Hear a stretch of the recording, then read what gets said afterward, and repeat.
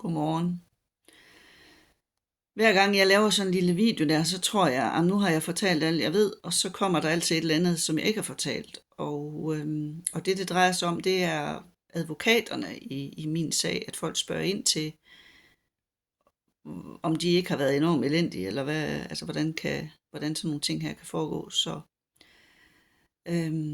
inden at jeg blev sigtet for at anmelde overgreb på børn, der havde jeg jo kun fået parkeringsbøder, og jeg havde faktisk aldrig nogensinde troet, at jeg skulle få brug for advokater i mit liv. Og kendte ikke rigtigt til nogen.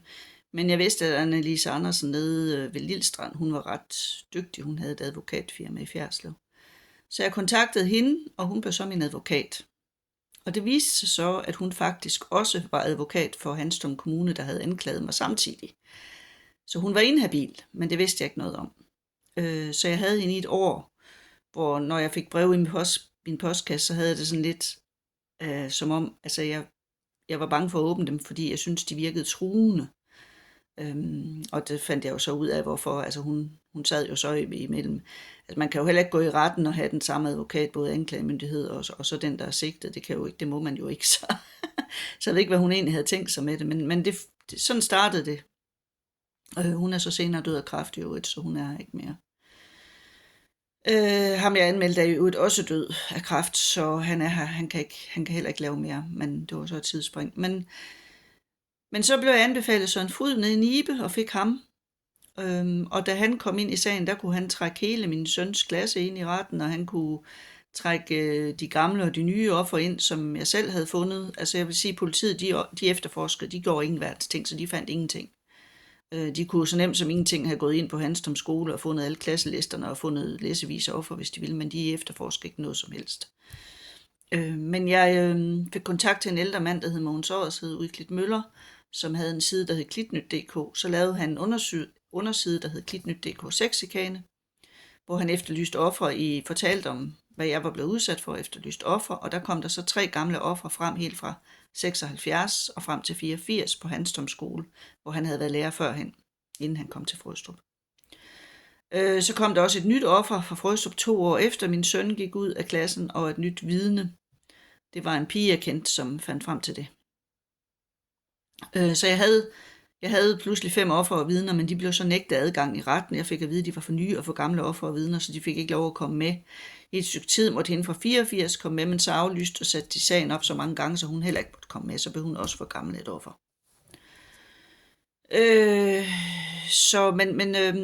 Da vi så endelig skulle i retten, så altså Søren Fryd, han kunne så ikke noget som helst. Han kunne ikke få nogen som helst med. Og han sagde til mig, at med hensyn til det her, at et var, hvad man gjorde i Danmark med hensyn til sådan noget her, og noget andet var, hvad man gjorde i Thy, altså underforstået, at i Thy, der var der nogle helt andre regler, end der var i Danmark, og derfor så kunne ting lade sig gøre i Thy, som, altså, at jeg i det hele taget kunne besigte og sådan noget, altså det var, men på en eller anden måde, så blev munden altså lukket på ham. Jeg ved ikke, hvem der har siddet og trukket i hvert fald nogle tråde bag ved kulisserne, fordi det kan jeg jo ikke vide, men han gik ind med enorm entusiasme, og gik ud uden noget som helst entusiasme, altså han kunne ingen verdens ting. Så sker der jo det kort tid efter, fordi at Mogens Oddershed, han så har lagt, der var sådan en stavl vidneforklaringer fra børn i Sneste, der har været udsat for overgreb, som han lagde en masse online af på den der Klitnyt.dk Sexikane. Og fordi at den ene af dem, der havde fået en dom ude i Sneste af forældrene for at sige det her, hun havde givet ham de her papirer, så blev jeg sigtet, og hun blev sigtet, og Mogens Oddershed blev sigtet. Så der kom en ny sigtelse, efter jeg havde fået en dom. Så fik jeg at vide, at Michael Ole Eriksen, han var en rigtig god advokat, og jeg skulle tage og kontakte ham i stedet for, så det gjorde jeg. Og han sagde, at han ville have elsket og været i retssagen i Thy og taget sig af den her sag. Han syntes, den var enormt spændende. Og han helt sikkert godt kunne få alle de ofre ind, der skulle ind i den retssal. Og det tvivler jeg sådan set ikke på, han kunne.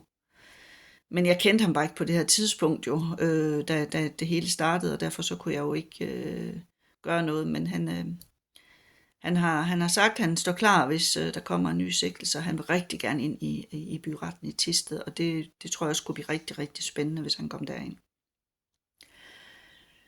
Så det er sådan det, der er sket. Og der skete det med sigtelse nummer 2, at så snart at anklagemyndigheden fandt ud af, at Michael Juul Eriksen var min advokat, så frafaldt alle sigtelser på os alle 3. Så der var ikke nogen, der turde at gå i retten med Michael Juul Eriksen heropfra. Så det er sådan set det. Det er vel egentlig det, jeg kan fortælle omkring de der advokater og sager. Så jeg har ikke været sigtet siden dengang jo, men jeg ved ikke. Altså, ja, det kan da godt være, at alt det, jeg fortæller, gør, at jeg bliver sigtet igen, men så må jeg jo tage det med. Sådan er det jo heroppe.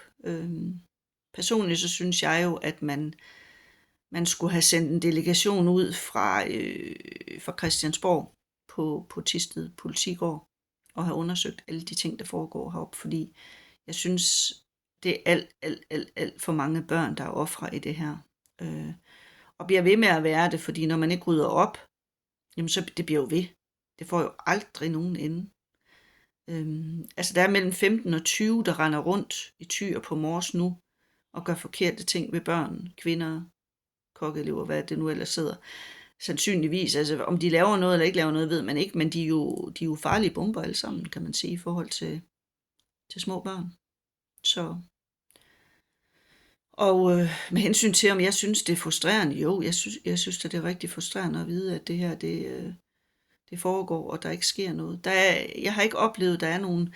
De eneste handlekraftige typer, jeg har oplevet, det var en ung dreng, som rendte rundt på en rideskole et sted i Thy, og lokkede unge piger til sex. Det var jo sådan set ikke ulovligt, for de var over 15 år, dem han havde sex med. Men der var der altså nogle handlekraftige mødre, der sørgede for, at den her unge fyr, han aldrig nogensinde bliver ansat på nogen rideskoler heroppe i vores område igen. Det synes jeg, det var fantastisk at opleve, at der var faktisk nogen, der godt kunne gøre noget. Men det er det eneste. Og i forbindelse med det fik jeg så også at vide, at der skulle være en anden mand, pædofil, som havde fået 1 års fængsel for pædofili, der også rendte rundt på en rideskole heroppe, men ham lykkedes det meget ikke at finde. Så, men ja. Det er så nogle af, men der er rigtig mange sager heroppe, og jeg kan desværre ikke. Jeg kan ikke gøre andet end at ryste på hovedet. Altså jeg kan ikke gøre noget. Der skal simpelthen nogle handlekraftige typer på bordet, og jeg ved ikke rigtig, hvor de befinder sig henne. Kan have en rigtig god dag. Og Mossenboer for øvrigt, må jeg lige sige, for den er altså lige så galt på Mors. Så Mossenboer, handlekraftige Mossenboer, dem mangler der også. Hej.